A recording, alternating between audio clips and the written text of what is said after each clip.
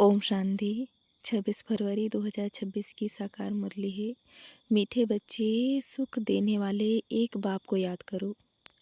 इस थोड़े समय में योग बल जमा करो तो अंत में बहुत काम आएगा। बाबा प्रश्न पूछते हैं, बेहद के वैरागी बच्चे, तुम्हें कौन सी स्मृति सदा रहनी चाहिए? बाबा उत्तर में कहते, यह हमारा छीछी चोला है, इसे छोड़ वापस घर जाना है।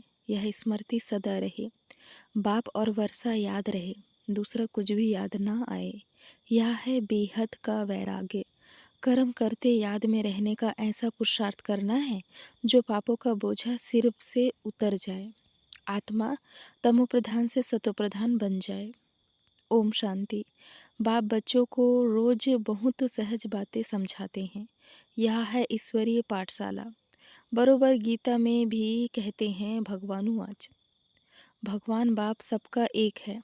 सब भगवान नहीं हो सकते, हाँ सब बच्चे हो सकते हैं एक बाप के। यह जरूर बुद्धि में आना चाहिए कि बाप स्वर्ग नई दुनिया की स्थापना करने वाला है। उस बाप से हमको स्वर्ग का वर्षा जरूर मिला होगा। भारत में ही शिव जयंती गाई जाती है, परंतु शिव जयंती कैसे होती है यह तो बाप ही आकर समझाते हैं।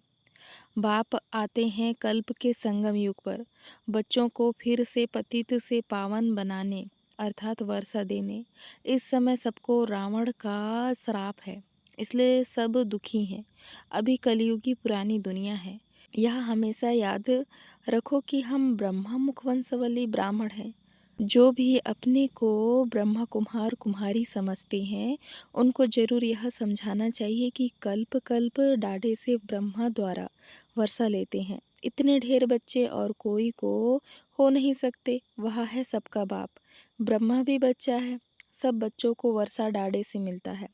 उनका वर्षा है सतयुग की राजधानी। यह बेहद का बाप जब स्वर्ग का रचयिता है तो जरूर हमको स्वर्ग की रजाई होनी चाहिए, परंतु यह भूल गए हैं। हमको स्वर्ग की बादशाही थी, परंतु निराकार बाप कैसे देंगे? जरूर ब्रह्मा द्वारा देंगे। भारत में इनका राज्य था। अभी कल्प का संगम है, संगम पर ब्रह्मा है, तब तो बीके कहलाते हैं। अंधश्रद्धा की कोई बात हो नहीं सकती। अड़ापसा है। हम ब्रह्मा कुम्हार कुम्हारियाँ हैं। ब्रह्मा शिव बाबा का बच्चा है। हमको शिव बाबा से फिर से स्वर्ग की बादशाही मिल रही है। पहले भी मिली थी, जिसको 5000 वर्ष हुए। हम देवी देवता धर्म के थे। पिछाड़ी तक वृद्धि होती रहती है। जैसे क्राइस्ट आया, क्रिश्चियन धर्म अभी तक है, वृद्धि होती रहती है। वे जानते हैं कि क्राइस्ट द्वारा हम क्रिश्चियन बने। आज से 2000 वर्ष पहले क्राइस्ट आया था। अब वृद्धि हो रही है। पहले पहले सत्व प्रधान, फिर रजो तमो में आना है। तुम सतयुग में सतो प्रधान थे, फिर रजो तमो में आए हो। तमो प्रधान सृष्टि से फिर सतो प्रधान जरूर होती है। नई दुनिया में आदि सनातन देवी देवता धर्म था, परंतु धर्म है 4। तुम्हारा धर्म आधा कल्प चलता है, यहाँ भी तुम उस धर्म के हो, लेकिन विकारी होने के कारण तुम अपने को देवी देवता नहीं कहलाते हो। तुम थे आदि सनातन देवी देवता धर्म के, परंतु वाम मार्ग में जाने के कारण तुम पतित बने हो, इसलिए अपने को हिंदू कह देते हैं। अब तुम ब्राह्मण बने हो। ऊंचे ते ऊंचा है शिव बाबा, ऊंचे ते ऊंचा है शिव बाबा। फिर हो तुम ब्राह्मण, तुम ब्राह्मणों का ऊंचे ते ऊंचा वर्ण है। ब्रह्मा के बच्चे बने हो, परंतु वर्षा ब्रह्मा से नहीं मिलता है। शिव बाबा ब्रह्मा द्वारा स्वर्ग की स्थापना कर रहे हैं। तुम्हारी आत्मा अब बाप को जान गई है। बाप कहते हैं कि मेरे द्वारा मेरे को जानने से सारे सृष्टि चक्र के आदि मध्य अंत की नॉलेज समझ लेंगे। वह ज्ञान मेरे को ही है। मैं ज्ञान का सागर, आनंद का सागर, पवित्रता का सागर हूँ। 21 जन्म तुम पवित्र बनते हो, फिर विषय सागर में पड़ जाते हो। अभी ज्ञान का सागर बाप तुमको पतित से पावन बनाते हैं। कोई गंगा का पानी पावन नहीं बना सकता। स्नान करते जाते हैं, परंतु वह पानी कोई पतित पावन नहीं है। यह नदियाँ तो सतयुग में भी हैं, तो कलयुग में भी हैं। पानी का फर्क नहीं रहता। पानी का फर्क नहीं रहता। कहते भी हैं स्वर्ग का सदगति दाता एक राम, वही ज्ञान का सागर पतित पावन है। बाबा आकर ज्ञान समझाते हैं, जिससे तुम स्वर्ग के मालिक बनते हो। सतयुग त्रेता में भक्ति शास्त्र आदि कुछ होते नहीं। तुम बाप से वर्षा लेते हो सदा सुख का। ऐसे नहीं वहाँ तुमको गंगा स्नान करना है, वह कोई यात्रा करनी है। तुम्हारी यह है रूहानी यात्रा, जो कोई मनुष्य सिखला नहीं सकते। बाप है सब आत्माओं का बाप। जिस्मानी बाप तो अनेक हैं, रूहानी बाप एक है। यह पक्का पक्का याद कर लो। बाबा भी पूछते हैं तुमको कितने बाप हैं, तो मूझ जाते हैं कि यह क्या पूछते हैं, बाप तो सबका एक होता है, दो तीन बाप कैसे होंगे। बाप समझाते हैं उस परमात्मा बाप को याद करते हो दुख में हमेशा कहते हो, हे परमपिता परमात्मा हमको दुख से छुड़ाओ। तो दो पाप हुए ना, एक जिस्मानी बाप, दूसरा रूहानी बाप, जिसकी महिमा गाते हैं। तुम माता पिता, हम बालक तेरे, तुम्हारी कृपया से सुख घनेरे। लौकिक माँ बाप से सुख घनेरे नहीं मिलते हैं। जब दुख होता है तो उस बाप का सिमरण करते हैं। यह बाप ही ऐसा प्रश्न पूछते हैं, दूसरा तो कोई पूछ न सके। भक्ति मार्ग में तुम गाते हो, बाबा आप आएंगे तो हम आपके सिवाय और कोई की नहीं सुनेंगे, और तो सब दुख हो देते हैं, आप ही सुख देने वाले हो। तो बाप आकर याद दिलाते हैं कि तुम क्या कहते थे। तुम जानते हो तुम ही ब्रह्म कुम्हार कुम्हारी कहलाते हो। मनुष्य की ऐसी पत्थर बुद्धि है जो यह भी नहीं समझते कि बीके क्या है, मम्मा बाबा कौन है। यह कोई साधु संत नहीं है। साधु सन्यासी को गुरु कहेंगे, माता पिता नहीं कहेंगे। यह बाप तो आकर देवी धर्म का राज्य स्थापन करते हैं, जहाँ यह लक्ष्मी नारायण राजा रानी राज्य करते थे। पहले पवित्र थे फिर अपवित्र बनते हैं। जो पूज्य थे वे फिर 84 जन्म लेते हैं। पहले बेहद के बाप का 21 जन्म सुख का वर्षा मिलता है। कुम्हारी वह जो 21 कुल का उद्धार करे। यह तुम्हारा गायन है। तुम कुम्हारियाँ हो, गृहस्थी नहीं हो। भल बड़े हैं लेकिन मर्जीवा बन सब बाप के बच्चे बच्चियाँ बने हो। प्रजापिता ब्रह्मा के ढेर बच्चे हैं और वृद्धि को पाते रहेंगे, फिर यह सब देवता बनेंगे। यह शिव बाबा का यज्ञ है, इसको कहा जाता है राजस्व यज्ञ, स्वराज्य पाने का यज्ञ। आत्माओं को बाप से स्वर्ग के राज्य का वर्षा मिलता है। इस राजस्व अश्वमेध ज्ञान यज्ञ में क्या करना है, शरीर सहित जो कुछ है वह बलिहार करना है अथवा स्वाहा करना है। इस यज्ञ से तो तुम फिर राज्य पाएंगे। बाप याद दिलाते हैं कि भक्ति मार्ग में तुम गाते थे कि हे बाबा आप जब आएंगे तो हम बलिहार जाएंगे, वारी जाएंगे। अब तुम अपने को सब ब्रह्मा कुम्हार कुम्हारियाँ तो समझते हो। भल रहो अपने गृहस्थ व्यवहार में, परंतु पावन रहना होगा। कमल पुष्प समान अपने को आत्मा समझो। हम बाबा के बच्चे हैं, तुम आत्माएं हो आशिक। बाप कहते हैं मैं हूँ एक मासूक, तुम मुझ मासूक को पुकारते रहते हो। तुम आधा कल्प के आशिक हो। जिसको परम पिता परमात्मा कहा जाता है वह निराकार है। आत्मा भी निराकार है जो इस शरीर द्वारा पाठ बजाती है। भक्ति मार्ग में भी तुमको पाठ बजाना है। भक्ति है ही रात, अंधियारे में मनुष्य ठोकरे खाते हैं। दोपहर से लेकर तुमने ठोकरे खाई हैं, इस समय महादुखी हो गए हो। अब पुरानी दुनिया का अंत है, यह पैसा आदि सब मिट्टी में मिल जाना है। भल कोई करोड़पति है, राजा है, बच्चे पैदा होंगे तो समझेगा यह धन हमारे बच्चों के लिए है, हमारे पुत्र पोतरे खाएंगे। बाप कहते हैं कुछ भी खाएंगे नहीं, यह दुनिया ही खत्म होने वाली है। बाकी थोड़ा समय है, विघ्न बहुत पड़ेंगे, आपस में लड़ेंगे, पिछाड़ी में ऐसे लड़ेंगे जो खून की नदियाँ बहेगी। तुम्हारी तो कोई से लड़ाई नहीं है, तुम योग बल में रहते हो। तुम याद में रहेंगे तो कोई भी तुम्हारे सामने बुरे विचार से आएंगे तो उनको भयंकर साक्षात्कार हो जाएगा और झट भाग जाएंगे। तुम शिव बाबा को याद करेंगे और वे भाग जाएंगे। जो पक्के बच्चे हैं पुरुषार्थ में रहते हैं कि मेरा तो एक शिव बाबा दूसरा ना कोई। बाप समझाते हैं कि हथ कार्डे बच्चों को घर को भी संभालना है, परंतु तुम आत्माएं बाप को याद करो तो पापों का बोझा भी उतर जाएगा। सिर्फ मुझे याद करो तो तुम तमो प्रधान से सतो प्रधान बन जाएंगे, परंतु नंबरवार पुरुषार्थ अनुसार।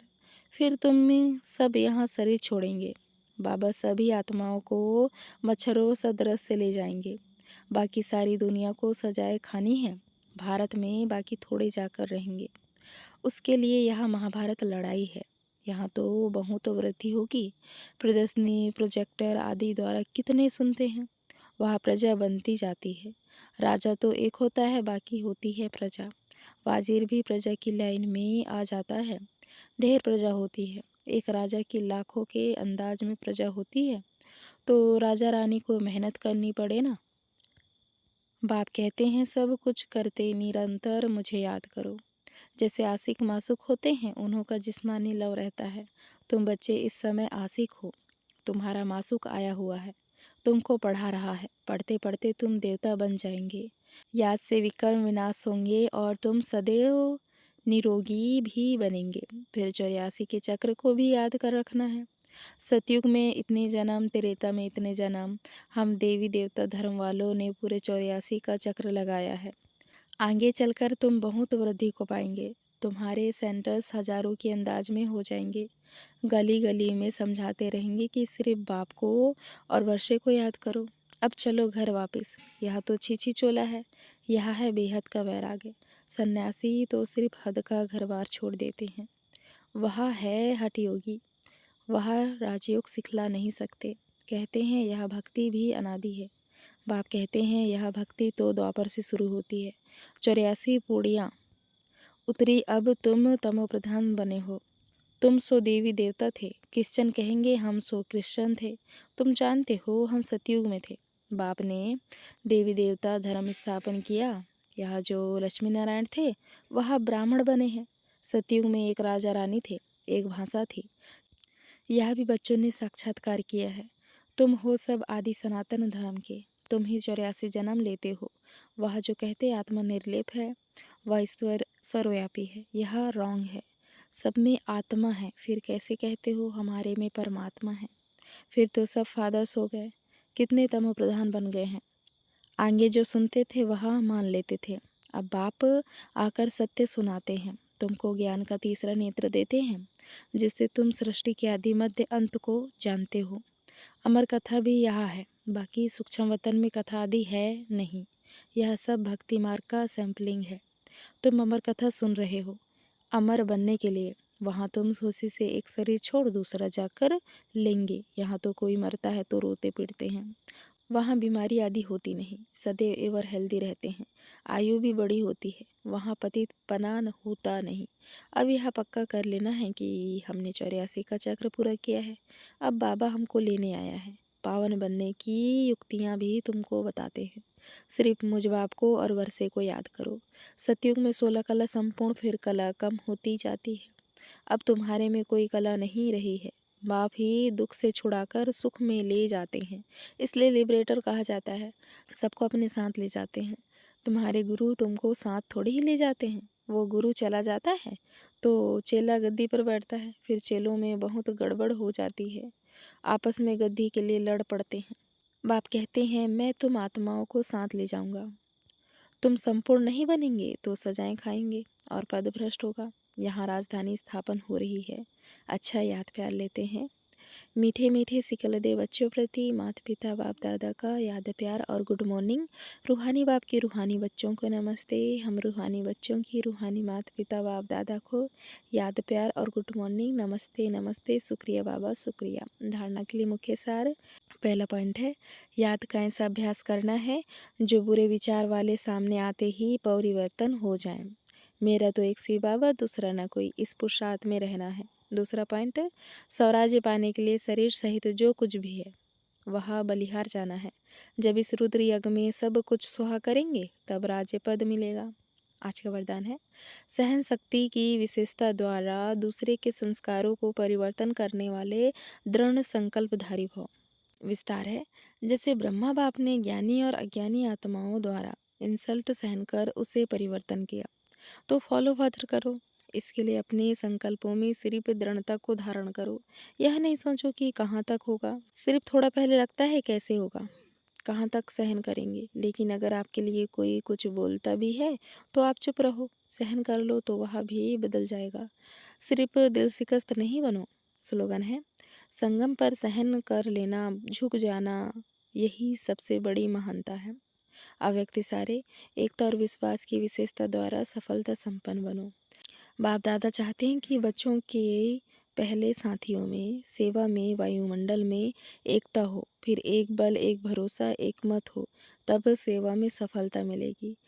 जैसे नारियल तोड़कर रिबन काटकर उद्घाटन करते हो, ऐसे एक मत, एक बल, एक भरोसा और एकता की रिबन काटो और फिर सर्व के संतुष्टता, प्रसन्नता का नारियल तोड़ो। यह पानी धरनी में डालो। फिर देखो सफलता कितनी होती है। अच्छा, ओम शांति। शुक्रिया बाबा, शुक्रिया।